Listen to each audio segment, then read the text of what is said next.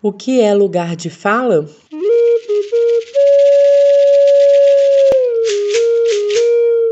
Por que eu escrevo? Porque tenho que, porque minha voz, em todas suas dialéticas, foi silenciada por muito tempo. Jacob Sam-La Rose. Todos os caminhos percorridos até aqui foram importantes para que pudéssemos ter um maior entendimento do que é lugar de fala. O lugar social que as mulheres negras ocupam e o modo pelo qual é possível tirar proveito disso nos apresenta uma trilha interessante. Esse percurso foi necessário porque existem muitas dúvidas em relação ao conceito. Antes de mais nada, é preciso esclarecer que quando utilizarmos a palavra discurso no decorrer do livro e a importância de se interromper com o regime de autorização discursiva, estamos nos referindo à noção Foucaultiana de discurso, ou seja, de não pensar discurso como amontoado de palavras ou concatenação de frases que pretendem um significado em si, mas como um sistema que estrutura determinado imaginário social, pois estaremos falando de poder e controle. Acredito que muitas pessoas ligadas a movimentos sociais, em discussões nas redes sociais, já devem ter ouvido a seguinte frase: "Fique quieto, esse não é o seu lugar de fala." Ou já deve ter lido textos criticando a teoria sem base alguma, com o único intuito de criar polêmica vazia. Não se trata aqui de diminuir a militância feita no mundo virtual. Ao contrário, mas de ilustrar o quanto, muitas vezes, há um esvaziamento de conceitos importantes por conta dessa urgência que as redes geram, ou porque grupos que sempre estiveram no poder passam a se incomodar com o avanço de discursos de grupos minoritários em termos de direitos. Antes de chegarmos a autoras como Grada Quilomba, Patrícia Hill Collins, Linda Alcoff e Gayatri Spivak, vamos adotar esse conceito por outras perspectivas. Não é a ênfase que pretendemos aqui, mas julgamos importante apresentar aos leitores e às leitoras outras visões para enriquecimento conceitual.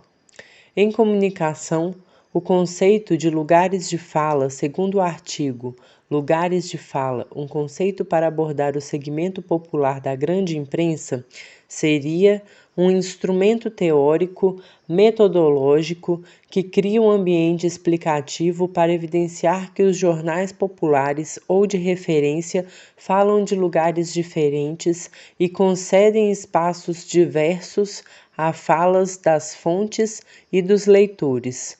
Amaral 2005, página 105. Ainda segundo o artigo, o aporte que propomos reconhece as implicações das posições sociais simbólicas do jornal e do leitor e incorpora a noção de mercado de leitores, a partir da ideia de que, para explicar o discurso, é preciso conhecer as condições de constituição do grupo no qual ele funciona. Amaral 2005, página 104.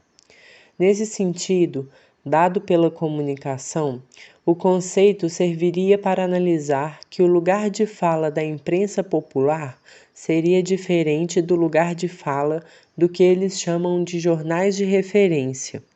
E nesse artigo especificamente, mostra que esse lugar da imprensa popular vai além do sensacionalismo. Para a autora, é necessário compreender as posições sociais e capitais simbólicos de modos distintos. No lugar do sensacionalismo, rótulo que nos indica a intensidade de sensações geradas por estratégias como invenções, exageros, distorções e omissões, lugar de fala busca explicar por que a imprensa dirigida a esse público opera com modos de endereçamento distintos dos usados na imprensa de referência e constrói sua credibilidade de outras maneiras. Do nosso ponto de vista, o lugar de onde fala o segmento popular da grande imprensa é diferente do lugar de onde fala o segmento de referência. Amaral 2005, página 104.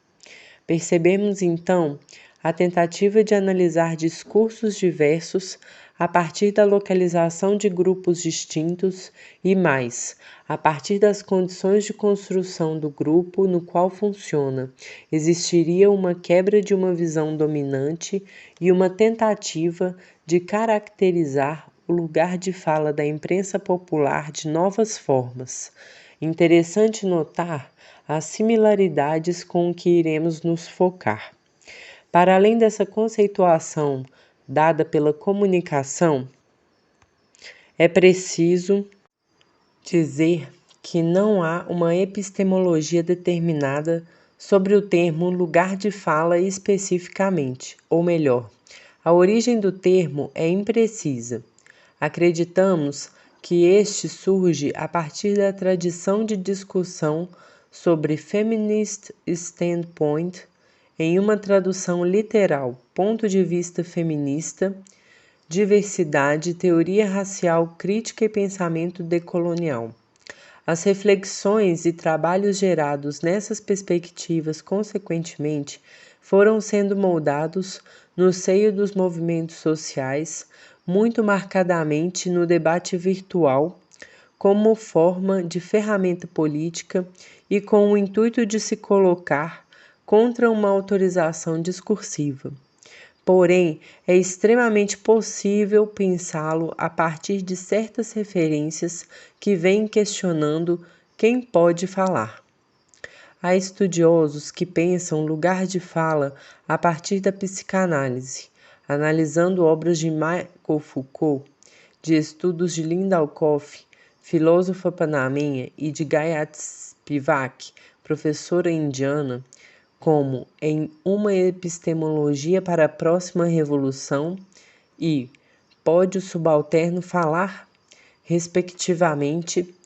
Aqui pretendemos pensar a partir das últimas autoras e principalmente de Patricia Hill Collins, a partir do Feminist Standpoint e Grada Quilomba and Plantations Memories, Episodes of Everyday Racism. Patricia Hill Collins é um nome importante para nos aprofundarmos em nossa questão aqui proposta. Em 1990, na obra Pensamento do Feminismo Negro, ela argumenta sobre o Feminist Standpoint segundo o dossiê Mulheres Negras, Retrato das Condições de Vida das Mulheres Negras no Brasil, publicado pelo Instituto de Pesquisa Econômica Aplicada em 2013. O foco do feminismo negro é salientar a diversidade de experiências, tanto de mulheres quanto de homens, e os diferentes pontos de vista possíveis de análise de um fenômeno, bem como marcar o lugar de fala de quem propõe. Patricia Hill Collins é uma das principais autoras do que é denominado de Feminist Standpoint. Em sua análise, Collins, em 90, lança mão do conceito de matriz de dominação para pensar a intersecção das desigualdades, na qual a mesma pessoa pode se encontrar em diferentes posições, a depender de suas características. Assim, o elemento representativo das experiências das diferentes formas de ser mulher estaria assentado no entrecruzamento entre gênero, raça, classe, geração, sem predominância de algum elemento sobre outro. A nossa hipótese é que, a partir da teoria do ponto de vista feminista, é possível falar de lugar de fala. Ao reivindicar os diferentes pontos de análise e a afirmação de que um dos objetivos do feminismo negro é marcar o lugar de fala de quem as propõe, percebemos que essa marcação se torna necessária para entendermos realidades que foram consideradas implícitas dentro da normatização hegemônica. No artigo comentário sobre artigo de Heckman, Truth and Method, Feminist Standpoint Theory Revisited, Onde está o poder? Collins contesta críticas à teoria do ponto de vista feminista que resultam em pensarmos em lugares de fala. Neste, a autora rebate as afirmações de Heckman que versam sobre a perspectiva de que a teoria do ponto de vista feminista refere-se a indivíduos, dizendo: em primeiro lugar, o Standpoint Theory refere-se a experiências historicamente compartilhadas e baseadas em grupos. Grupos têm um grau de continuidade ao longo do tempo, de tal modo que as realidades de grupo transcendem as experiências individuais. Por exemplo, afro-americanos, como um grupo racial estigmatizado, existiu muito antes de eu nascer e irá provavelmente continuar depois de minha morte. Embora minha experiência individual com o racismo institucional seja única, os tipos de oportunidades e constrangimentos que me atravessam diariamente serão semelhantes com os que afro-americanos confrontam-se como grupo. Argumentar que os negros, como grupo, irão se transformar ou desaparecer baseada na minha participação soa narcisista, egocêntrico e arquetipicamente pós-moderno. Em contraste, a teoria do ponto de vista feminista enfatiza menos as experiências individuais dentro de grupos socialmente construídos do que as condições sociais que constituem esses grupos. Como explica Collins, quando falamos de pontos de partida, não estamos falando de experiências de indivíduos necessariamente, mas das condições sociais que permitem ou não que esses grupos acessem lugares de cidadania. Seria, principalmente, um debate estrutural. Não se trataria de afirmar as experiências individuais, mas de entender como o lugar social que certos grupos ocupam restringem oportunidades. Ao ter como objetivo a diversidade de experiências, há a consequente quebra de uma visão universal. Uma mulher negra terá experiências distintas de uma mulher branca por conta de sua localização social. Vai experienciar gênero de outra forma. Segundo Collins, a teoria do ponto de vista feminista precisa ser discutida a partir da localização dos grupos nas relações de poder. Seria preciso entender as categorias de raça, gênero, classe e sexualidade como elementos da estrutura social que emergem como dispositivos fundamentais que favorecem as desigualdades e criam grupos em vez de pensar essas categorias como descritivas da identidade aplicada aos indivíduos. Heckman, em sua crítica a Collins, entendeu a teoria como uma multidão de vozes a partir das experiências dos indivíduos, em vez de analisar as categorias que causam as desigualdades em que esses indivíduos se encontram. Collins utiliza como exemplo a segregação racial nos Estados Unidos e como esse fato histórico criou bairros segregados e, consequentemente, experiências distintas nos ambientes educacionais, de lazer, no sistema de saúde e, sobretudo, em relação às oportunidades de acesso a alguns espaços, como a academia. A autora segue em sua análise afirmando que mesmo as pessoas negras de classe média não estão isentas dos efeitos da discriminação de oportunidades geradas pela segregação racial e, por conseguinte, pela discriminação de grupo, e evidencia: é a localização social comum nas relações hierárquicas de poder que cria grupos e não resultado de decisões coletivas tomadas por indivíduos desses grupos. Collins, 1997. A abordagem escolhida por Heckman de entender grupos como amontoado de indivíduos e não como individualidades em sua própria realidade faz com que a autora tenha construído sua crítica de forma equivocada, segundo Collins. Heckman analisa ponto de vista e lugar de fala pela perspectiva individual. Esse pressuposto permite que ela conflua indivíduo e grupo como unidades de análise e não alcance a reflexão de que indivíduos pertencentes a determinados grupos partilhem experiências similares. O fato de Heckman se fixar no indivíduo como representante para o grupo prejudica seu entendimento.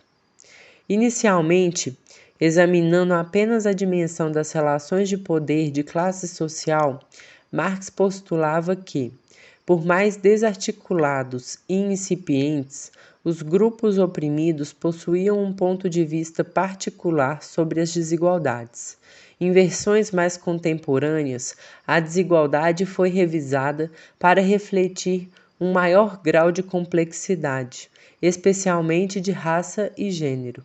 O que temos agora é uma crescente sofisticação sobre como discutir localização de grupo, não no quadro singular de classe social proposto por Marx, nem nos mais recentes enquadramentos feministas que defendem a primazia de gênero, mas dentro de construções múltiplas residentes nas próprias estruturas sociais e não em mulheres individuais. Collins, 1997. Com a citação de Collins ao equívoco de Heckman, percebemos que a pensadora não está sozinha em seu erro. No Brasil, comumente, ouvimos esse tipo de crítica em relação ao conceito, porque os críticos partem de indivíduos e não nas múltiplas condições que resultam nas desigualdades e hierarquias que localizam grupos subalternizados. A experiência desses grupos, localizados socialmente de forma hierarquizada e não humanizada, faz com que as produções intelectuais, saberes e vozes sejam tratadas de modo igualmente subalternizado, além das condições sociais os manterem num lugar silenciado estruturalmente. Isso, de forma alguma, significa que esses grupos não criam ferramentas para enfrentar esses silêncios institucionais. Ao contrário, existem várias formas de organização políticas, culturais e intelectuais. A questão é que essas condições sociais dificultam a visibilidade e a legitimidade dessas produções. Uma simples pergunta que cursaram na faculdade: leram ou tiveram acesso durante o período da graduação? Quantas professoras ou professores negros tiveram? Quantos jornalistas negros de ambos os sexos existem nas principais redações do país ou até mesmo nas mídias alternativas? Essas experiências comuns, resultantes do lugar social que ocupam, impedem que a população negra acesse a certos espaços. É aí que entendemos que é possível falar de lugar de fala a partir do feminist standpoint. Não poder acessar certos espaços acarreta em não se ter produções e epistemologias desses grupos nesses espaços. Não poder estar de forma justa nas universidades, meios de comunicação, política institucional, por exemplo, impossibilita que as vozes dos indivíduos desses grupos sejam catalogadas, ouvidas, inclusive até de quem tem mais acesso à internet. O falar não se restringe ao ato de emitir palavras, mas de poder existir. Pensamos lugar de fala como refutar a historiografia tradicional e a hierarquização de saberes consequente da hierarquia social. Quando falamos de direito à existência digna, à voz, estamos falando de locus social, de como esse lugar imposto dificulta a possibilidade de transcendência. Absolutamente não tem a ver com uma visão essencialista de que somente o negro pode falar sobre racismo, por exemplo. E, mesmo sobre indivíduos do mesmo grupo, Collins salienta que ocupar localização comum em relações de poder hierárquicas não implica em se ter as mesmas experiências, porque a autora não nega a dimensão individual. Todavia, aponta para o fato de que, justamente por ocuparem a mesma localização social, esses indivíduos igualmente compartilham experiências nessas relações de poder. E seriam essas experiências comuns aos objetos de análise. Collins lamenta o fato dos críticos à teoria terem dado muita atenção às questões de ação individual, em vez de instigarem as experiências comuns. Como exemplo, a autora cita as altas taxas de encarceramento de homens negros nas prisões americanas. Também podemos citar essa realidade no contexto brasileiro. O alto índice de feminicídio de mulheres negras, a constatação de que mulheres negras ainda são maioria no trabalho doméstico e terceirizado e tantos outros exemplos.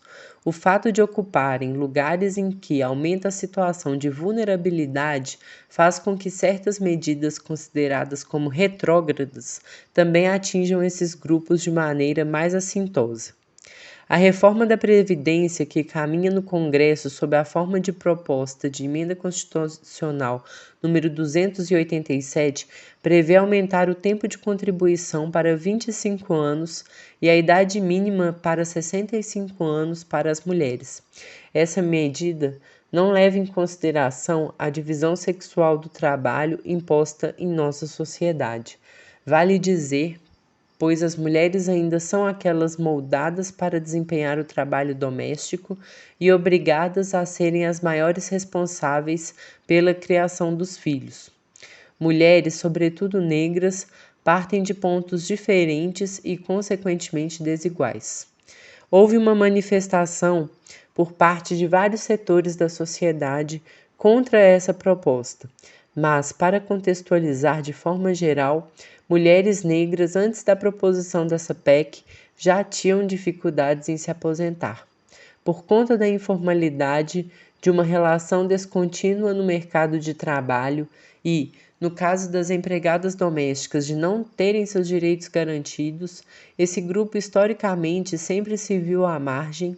Para se ter uma ideia, de 2003 a 2014, segundo dados da Pesquisa Nacional por Amostra de Domicílios Contínua, o PNAD, do Instituto Brasileiro de Geografia e Estatística, IBGE, o contingente de empregadas domésticas sem carteira assinada que contribuíam para o INSS aumentou de 8% para 23% no período.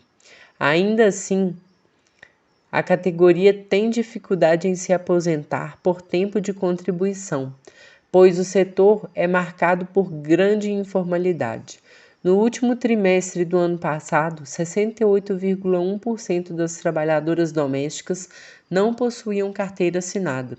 O mesmo raciocínio se aplica em relação ao trabalho terceirizado para atividades meio. Existe um grande contingente de mulheres negras nessa relação de trabalho, sobretudo em funções de limpeza. As medidas contidas nessa proposta vão dificultar ainda mais a vida dessas mulheres que já viviam uma realidade precária. Contudo, quando eram os grupos historicamente invisibilizados, os atingidos, essas medidas não geravam comoção como têm gerado agora que passam a contemplar outros grupos, como a classe média branca brasileira, por exemplo. Do mesmo modo, podemos apontar para a invisibilidade da produção de mulheres negras em cursos e faculdades, como colunistas de jornais e sites em cargos da polícia institucional. Essas experiências compartilhadas refletem ainda a relevância da teoria. No debate virtual, aqui no Brasil, nos acostumamos a ouvir os mesmos equívocos de Heckman. Fulana está falando a partir das vivências dela, como se essas vivências, por mais que contenham experiências advindas da localização social de Fulana, se mostrasse insuficiente de explicar uma série de questões. Como explica Collins, a experiência de Fulana importa, sem dúvida, mas o foco é justamente tentar entender as condições sociais que constituem o grupo do qual Fulana faz parte e quais são as experiências que essa pessoa compartilha ainda como grupo. Reduzir a teoria do ponto de vista feminista e lugar de fala somente às vivências seria um grande erro, pois aqui existe um estudo sobre como as opressões estruturais impedem que indivíduos de certos grupos tenham direito à fala, à humanidade. O fato de uma pessoa ser negra não significa que ela saberá refletir crítica e filosoficamente sobre as consequências do racismo. Inclusive, ela até poderá dizer que nunca sentiu racismo, que sua vivência não comporta ou que ela nunca passou por isso. E sabemos o quanto alguns grupos adoram fazer uso dessas pessoas. Mas o fato dessa pessoa dizer que não sentiu racismo não faz com que, por conta de sua localização social, ela não tenha tido menos oportunidades e direitos. A discussão é sobretudo estrutural e não pós-moderna, como os acusadores dessa teoria gostam de afirmar. A questão é que eles entenderam equivocadamente a questão e acabam agindo, como afirma Collins, de modo arquetipicamente pós-moderno, ao reduzir ponto de vista às experiências individuais em vez de refletirem sobre locus social. Por isso, seria igualmente um equívoco dizer que essa teoria perde validade pela existência de indivíduos reacionários pertencentes a grupos oprimidos. E assim seria porque Collins não está negando a perspectiva individual, mas dando ênfase ao lugar social que ocupam a partir da matriz de dominação. Por mais que sujeitos negros sejam reacionários, por exemplo, eles não deixam de sofrer com a opressão racista. O mesmo exemplo vale para outros grupos subalternizados. O contrário também é verdadeiro. Por mais que pessoas pertencentes a grupos privilegiados sejam conscientes e combatam arduamente as opressões, elas não deixarão de ser beneficiadas, estruturalmente falando, pelas opressões que infligem a outros grupos. O que estamos questionando é a legitimidade que é conferida a quem pertence ao grupo localizado no poder. Obviamente que esses indivíduos reacionários pertencentes a grupos oprimidos estão legitimando opressões ao proferirem certos discursos. Seria então necessário o combate a esses discursos sem sombra de dúvida. Porém, o que ocorre geralmente é a tentativa de deslegitimar a luta antirracista, antimachista ou anti-LGBTQIA+fóbica, ou a própria teoria do ponto de vista feminista ou lugar de fala, com base na existência de indivíduos como esses, como se homens brancos heterossexuais não fossem o grupo responsável e beneficiado por essas opressões. E, principalmente, porque há a tentativa de mudar o foco de realidades extremamente violentas para a constatação de que pessoas de grupos oprimidos são pessoas frutos dessa sociedade, assim como todas as outras. Seria mais responsável e ético discutir o fato de que a cada 23 minutos um jovem negro é assassinado no Brasil, o que mostra que indivíduos negros compartilham experiências de violência estatal pelo fato de pertencerem ao grupo negro, locus social, do que perder energia em falar das experiências individuais distintas, como se isso não fosse próprio do humano.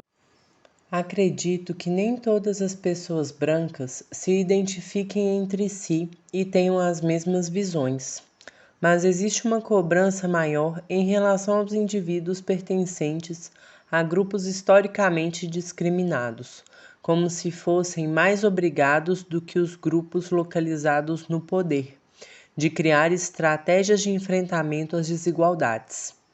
O lugar social não determina uma consciência discursiva sobre esse lugar. Porém, o lugar que ocupamos socialmente nos faz ter experiências distintas e outras perspectivas. A teoria do ponto de vista feminista e lugar de fala nos faz refutar uma visão universal de mulher e de negritude e outras identidades, assim como faz com que homens brancos que pensam universais se racializem, entendam o que significa ser branco como metáfora do poder, como nos ensina Quilomba. Com isso, pretende-se também refutar uma pretensa universalidade. Ao promover uma multiplicidade de vozes, o que se quer, acima de tudo, é quebrar com o discurso autorizado e único, que se pretende universal. Busca-se aqui, sobretudo, lutar para romper com o regime de autorização discursiva. Luísa Barros, em Nossos Feminismos Revisitados, explica a importância da teoria do Feminist Standpoint. A outra tentativa mais recente de transformar as categorias de mulher, experiência e política pessoal é o ponto de vista feminista.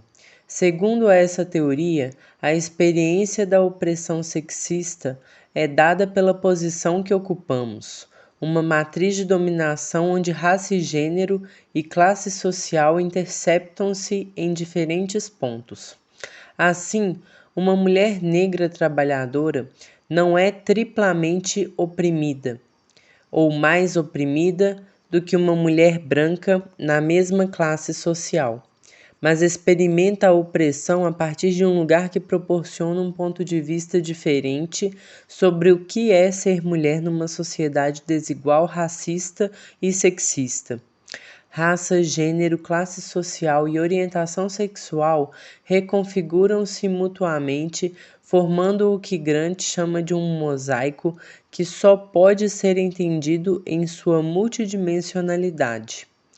De acordo com o ponto de vista feminista, portanto, não existe uma identidade, pois a experiência de ser mulher se dá de forma social e historicamente determinadas. Considero essa formulação particularmente importante, não apenas pelo que ela nos ajuda a entender diferentes feminismos, mas pelo que ela permite pensar em termos dos movimentos negro e de mulheres negras no Brasil. Esse seria fruto da necessidade de dar expressão a diferentes formas da experiência de ser negro, vivida através do gênero, e de ser mulher, vivida através da raça, o que torna supérfluas discussões a respeito de qual seria a prioridade do movimento de mulheres negras, luta contra o sexismo ou contra o racismo, já que as duas dimensões não podem ser separadas. Do ponto de vista da reflexão e da ação políticas, uma não existe sem a outra. Barros, 1965. Essa explicação de Barros é valiosa porque nos ajuda a refutar o que costumam chamar de competição de opressões.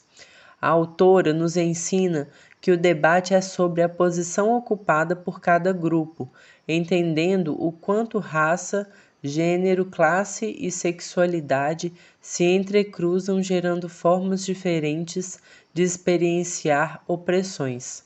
Justamente por isso, não pode haver hierarquia de opressões, pois, Sendo estruturais, não existe preferência de luta.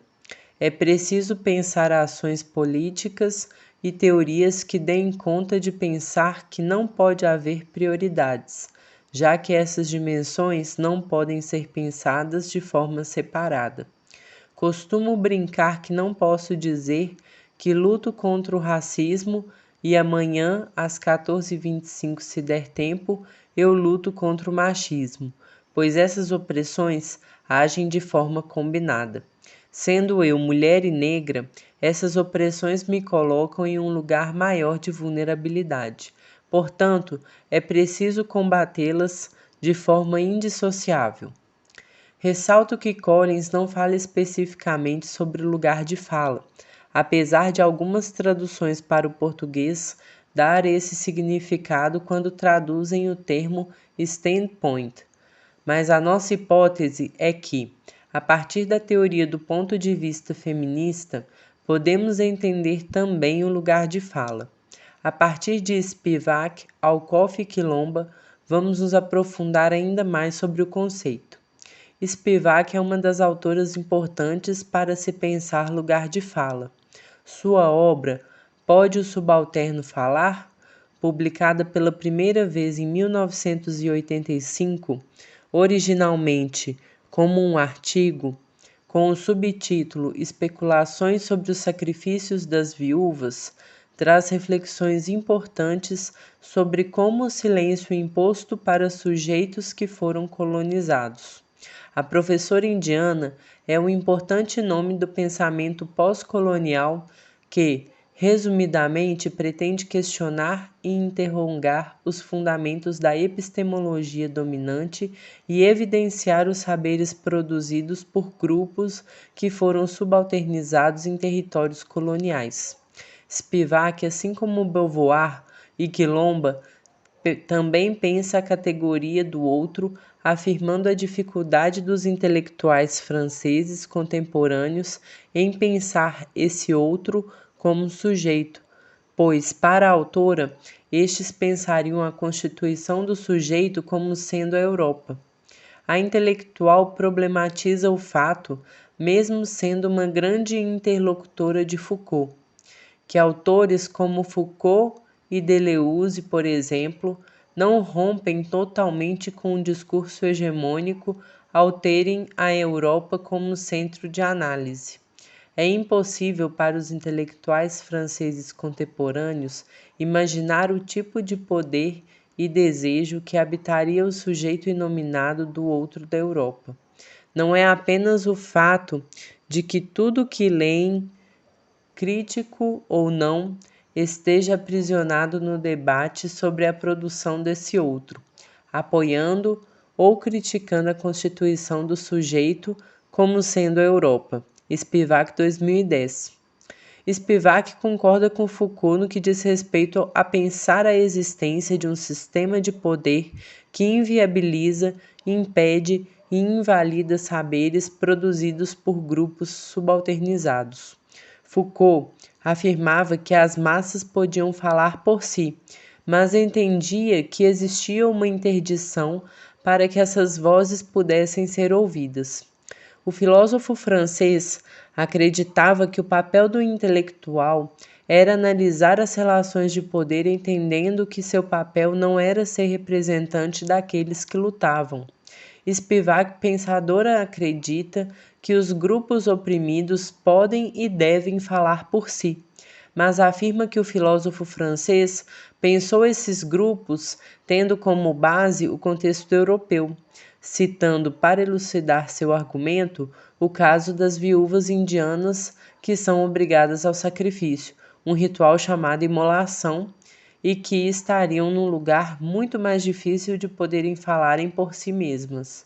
Além disso, para a autora indiana, os intelectuais, por não serem esses sujeitos oprimidos, tornam-se transparentes nessa corrida de revezamento, pois eles simplesmente fazem uma declaração sobre o sujeito não representado e analisam o funcionamento do poder e desejo. Mas quem poderia falar então?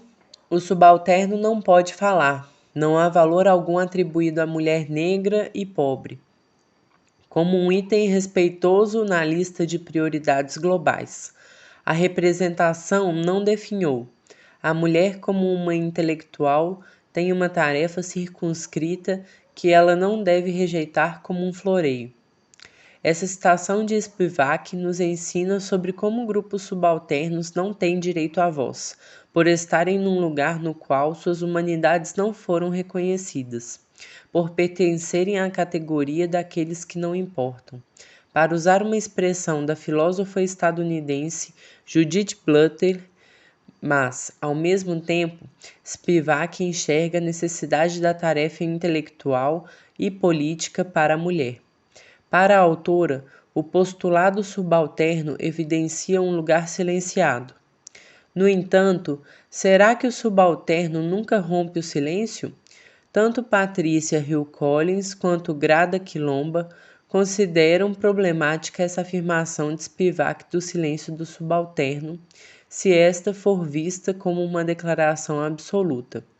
Para as duas pensadoras, pensar esse lugar como impossível de transcender é legitimar a norma colonizadora, pois atribuiria poder absoluto ao discurso dominante branco e masculino. Collins acredita que validar esse discurso como absoluto significaria também acreditar que grupos oprimidos só podem se identificar com o discurso dominante e nunca serem capazes de pensar suas próprias condições de opressão a que são submetidos. Igualmente, significaria a impossibilidade de pensar alguma interpretação válida, independente que refute o discurso colonial. No capítulo anterior, trabalhamos com a ideia de Collins da importância das mulheres negras se autodefinirem. Essa necessidade de autodefinição é uma estratégia importante de enfrentamento a essa visão colonial. E, como apresentamos no primeiro capítulo desse livro, mulheres negras vêm historicamente produzindo saberes e insurgências. Colocá-las num lugar de quem nunca rompe o silêncio, mesmo com todos os limites impostos estruturalmente, seria confiná-las na mesma lógica que vem se combatendo? Seria confiná-las num beco sem saída, sem qualquer possibilidade de transcendência. Os saberes produzidos pelos indivíduos de grupos historicamente discriminados, para além de serem contradiscursos importantes, são lugares de potência e configuração do mundo por outros olhares e geografias. Spivak, entretanto, se posiciona de forma a criticar a romantização dos sujeitos que resistem.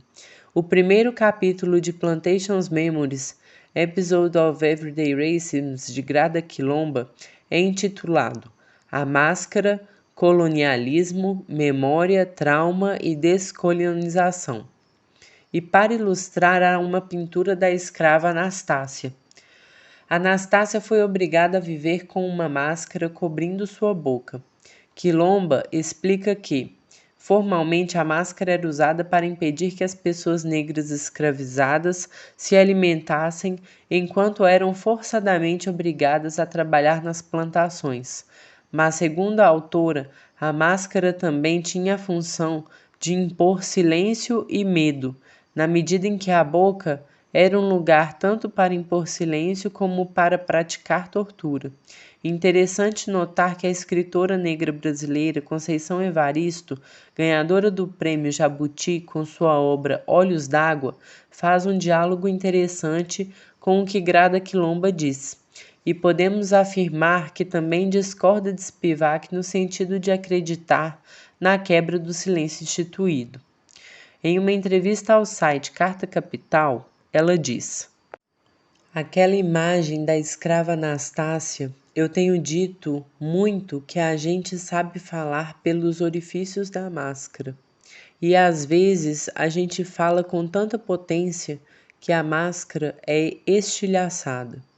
E eu acho que o estilhaçamento é um símbolo nosso, porque nossa fala força a máscara. Para além da questão concreta daquela mulher ser obrigada a calar-se, a usar um artefato em sua boca, Quilomba pensa essa máscara como a afirmação do projeto colonial. Vê essa máscara como a Mask of Speechless, em tradução literal, a máscara daquelas que não podem falar. Nessa perspectiva, essa máscara legitima a política de silenciar os outros, afirma a pensadora. As perguntas que a autora faz nesse capítulo são importantes para a nossa reflexão de quem pode falar. Questiona: quem pode falar? O que acontece quando nós falamos? E sobre o que é nos permitido falar? Esses questionamentos são fundamentais para que possamos entender lugares de fala. Dentro desse projeto de colonização, quem foram os sujeitos autorizados a falar? O medo imposto por aqueles que construíram as máscaras serve para impor limites aos que foram silenciados? Falar muitas vezes implica em receber castigos e represálias. Justamente por isso, muitas vezes prefere-se concordar com um discurso hegemônico como um modo de sobrevivência? E, se falamos, podemos falar sobre tudo ou somente sobre o que nos é permitido falar? Numa sociedade supremacista branca e patriarcal, mulheres brancas, mulheres negras, homens negros, pessoas transexuais, lésbicas, gays, podem falar do mesmo modo que homens brancos cis heterossexuais? Existe o mesmo espaço e legitimidade? Quando existe algum espaço para falar, por exemplo, para uma travesti negra, é permitido que ela fale sobre economia, astrofísica, ou só é permitido que fale sobre temas referentes ao fato de ser uma travesti negra? Saberes construídos fora do espaço acadêmico são considerados saberes?